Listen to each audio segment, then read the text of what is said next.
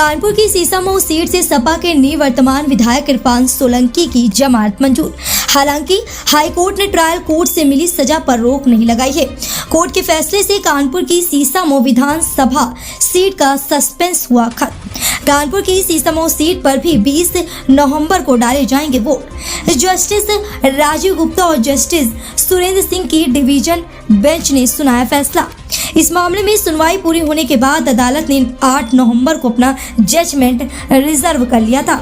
कानपुर की special MP MLA court ने इसी साल 7 जून को समाजवादी पार्टी के विधायक इरफान सोलंकी समेत कई लोगों को दोषी ठहराते हुए सजा का ऐलान किया था।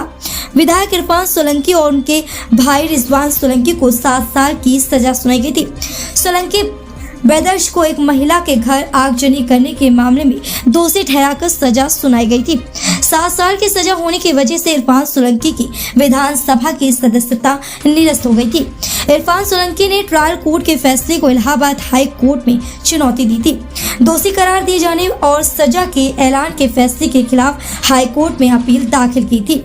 अपील में अदालत का अंतिम फैसला आने तक ट्रायल कोर्ट के फैसले पर रोक लगाए जाने और जमानत दिए जाने की गुहार लगाई गई थी। सुप्रीम कोर्ट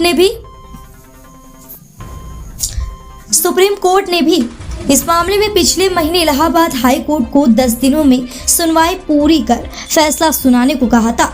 इस मामले में यूपी सरकार ने भी हाई कोर्ट में गवर्नमेंट अपील दाखिल की गई थी। इरफान सोलंकी की अपील में जहां सजा को रद्द किए जाने के गुहार लगाई गई थी, वहीं यूपी सरकार की अपील में 7 साल की सजा को बढ़ाकर उम्र कैद में तब्दील किए जाने की मांग की गई थी।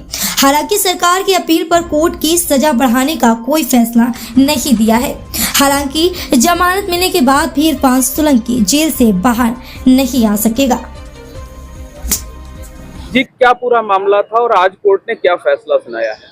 देखिए, इरफान सोलंकी, रिजवान सोलंकी और कुछ अन्य लोगों को 7 साल की सजा वहां की ट्रायल कोर्ट ने दी थी आगजनी के एक मामले में, जिसमें हम लोगों ने अपील दाखिल की थी और अपील के साथ एक अंतरिम प्रार्थना पत्र दिया था कि उसमें सजा को स्थगित कर दिया जाए और जमानत दे दी जाए।